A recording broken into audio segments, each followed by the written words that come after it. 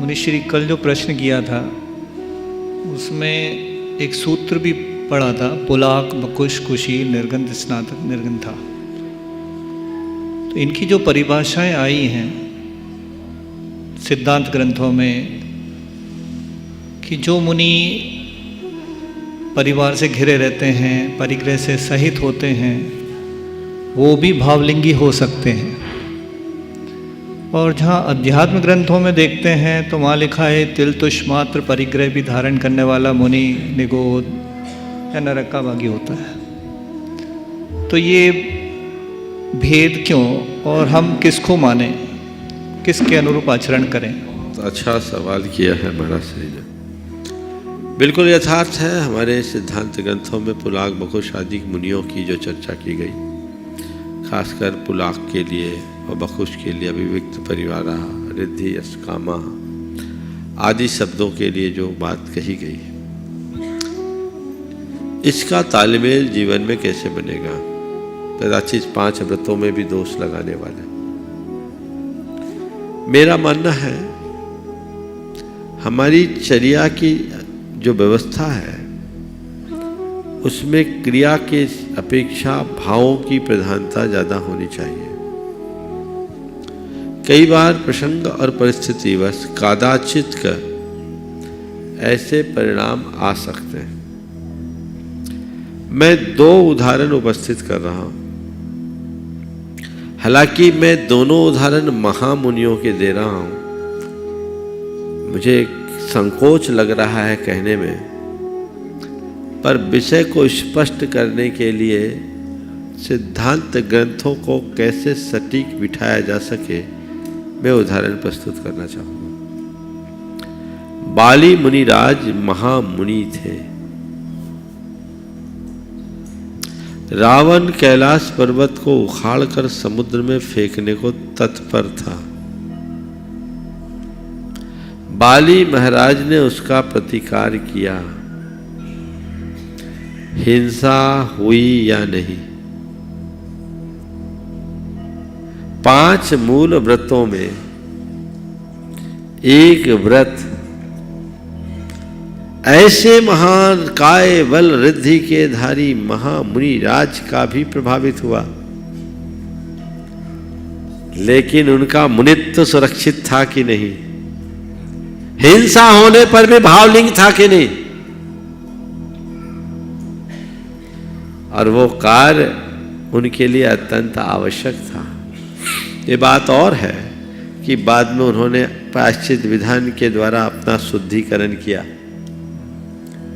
तो जब इतने महान मुनियों के जीवन में बात दिख सकती है तो साधारण मुनियों के साथ क्या नहीं होगा? एक। दूसरा, पद्म पुराण पढ़ते समय आपने राजा सहस्रश्मी की कहानी पढ़ी होगी। राजा सहस्रश्मी माहिष्मती नगरी का राजा था। यही अभय भैया के मंडला का, समझ गए? और सहस्रश्मी अपनी रानियों के साथ नर्मदा में जल कीड़ा कर रहा था, पानी बांध के। और नीचे रावण किसी प्रयोजन से गया था, वो भगवान की आराधना कर रहा था बालू की टीले पे वेदी बनाकर। अचानक सहस्रश्मी ने जब अपने बंधे हुए पानी को छोड़ा तो पानी का वेग बहुत तेजी से आया ऊपर से नीचे की ओर। तो राजा की पूरी रावण की पूजा बह गई। उसने भगवान को अपने सिर पर उठा के रखा और भगवान को बचाया। और फिर पता लगाया किसने मेरी पूजा में खलल डाला। सहस्रश्मी को उसने बंदी बना लिया। जब सहस्रश्मी को रावण ने बंदी बनाया तो उसी सहस्रश्मी के पिता सहस्रबाहु मुनिराज थे। उन्हें मालूम पड़ा, चारण रिद्धिधारी महाराज वे रावण के दरबार में चले गए कि सहस्रश्मी को माफ कर दो। मैंने बेटे को ही बचाने गए ना। कौन गया? चारण रिद्धिधारी मुनिराज। और फिर रावण उनसे प्रभावित था ही, कहा महाराज आज से मेरा चौथा भाई है, और सहस्त्ररश्मि को छोड़ दिया। हालांकि सहस्त्ररश्मि को वैराग्य हुआ, वो मुनि बन गया। अब कहने को अगर इस कथा को हम देखते हैं तो दो रूप दिखते हैं। एक तो उनके पिताजी अपने बेटे को बचाने गए, जो आप लोगों की भाषा है, और दूसरी उनके पिताजी को इनके वैराग्य का निमित्त बनना था, इसलिए गए, ये हमारी भाषा है। तो चीजें हैं, उनको उसी तरीके से देखना चाहिए।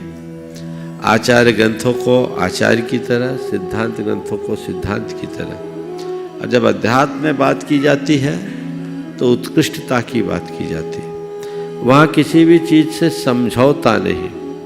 अगर हम शुरू से ही इन सब चीज़ों को स्वीकार कर लेंगे तो घोर शिथिलाचार बढ़ेगा। वो शिथिलाचार न बढ़े, इस ख्याल से ऐसी व्यवस्था की गई कि तिल यदि धरे अप बहुयम तो जाई निगोदम। तो अल्प बहुत तिल तुस मात्र भी परिग्रह हो तो वो निगोद जाता है। वो एक चेतावनी है। अरे नहीं पढ़ोगे तो तुम गधे ही रह जाओगे। हर माँ अपने बच्चे को बोलती कि नहीं, आज तक किसी का बेटा गधा बना? हाँ, ऐसे ही उसका अभिप्रेत समझना चाहिए।